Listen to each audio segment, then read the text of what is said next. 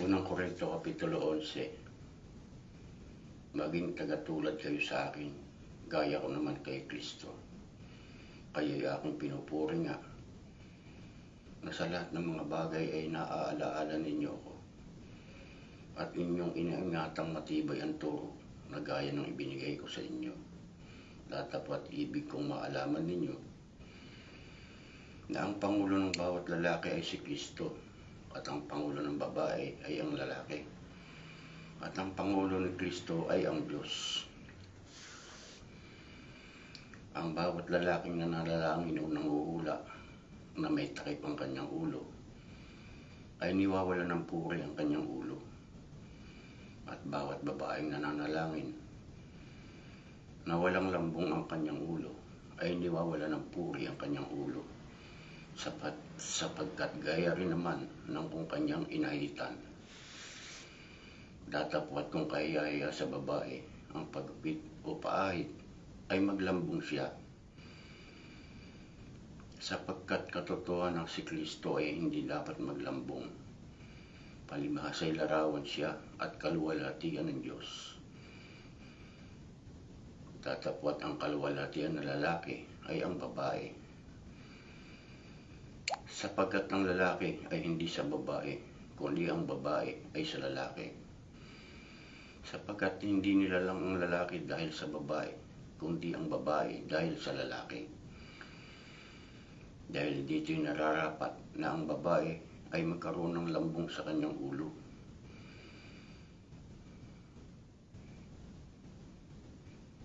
Dahil dito'y nararapat na ang babae ay magkaroon ng tanda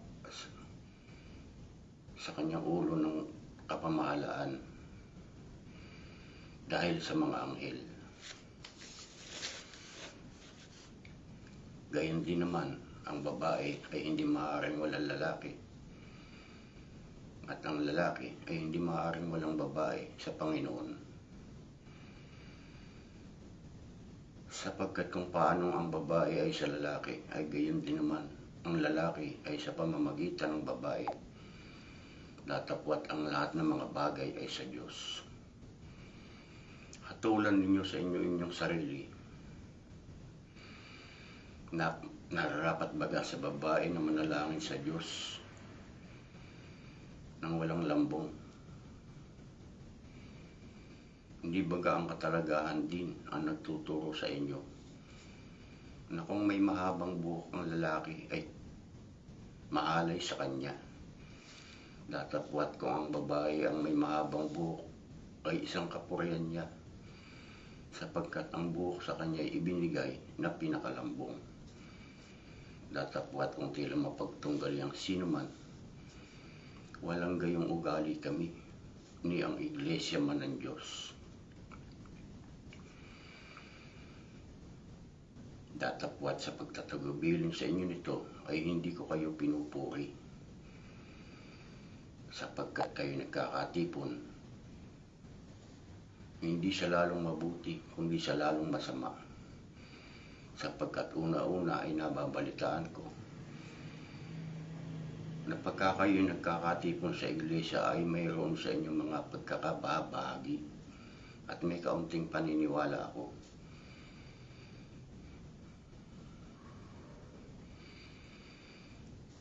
Sapagkat tunay na sa inyo ay mayroong mga hidwang pananampalataya,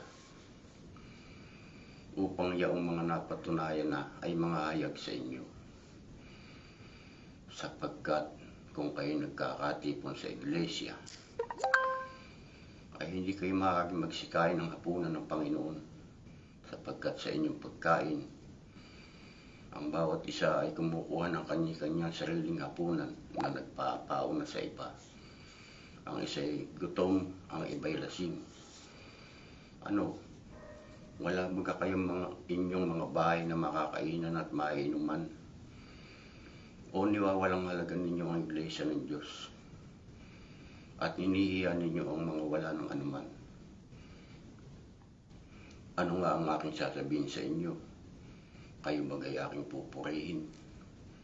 Sa bagay na ito ay hindi ko kayo pinupuri. sapagkat nang tinanggap ko sa Panginoon, siya namang ibinibigay ko sa inyo na ang Panginoong Hesus ng gabing siya ipagkanulo ay dumampot ng tinapay at nang siya makapagpasalamat ay kanyang pinagputol-putol na sinasabi, ito'y ang aking katawan na pinagputol-putol dahil sa inyo. Gawin ninyo ito sa pag-alaala sa akin. Gayon din naman, hinawakan ng saro pagkatapos na siya'y makahapon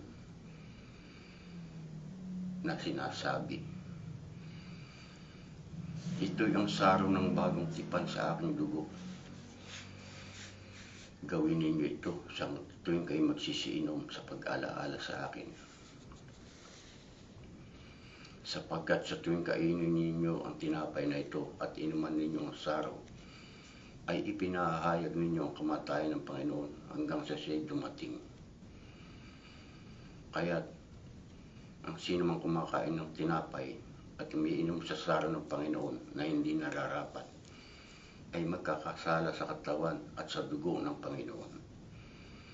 Datapwat siya sa atin ng taong kanyang sarili, saka kumain ng tinapay at uminom sa saro, sapagkat ang kumakain at umiinom ay kumakain at umiinom ng hatol sa kanyang sarili, kung hindi niya kinikilala ang katawan ng Panginoon.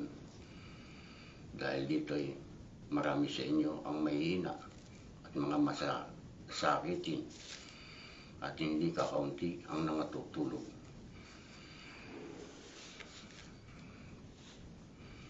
Dapat kilalanin natin ang ating sarili,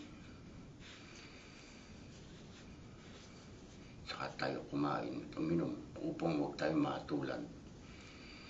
Sapagkat kung tayo naatulan ay pinarurusahan tayo ng Panginoon upang huwag tayo maatulang kasama ng salibutan.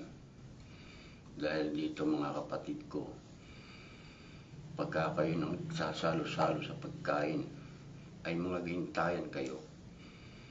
At kung magutom ng sino man, ay kumain siya sa bahay. Upang ang inyong pagsasalo-salo ay huwag maging sa pag-aatol. At ang iba ay aking aayusin pagparehan ko.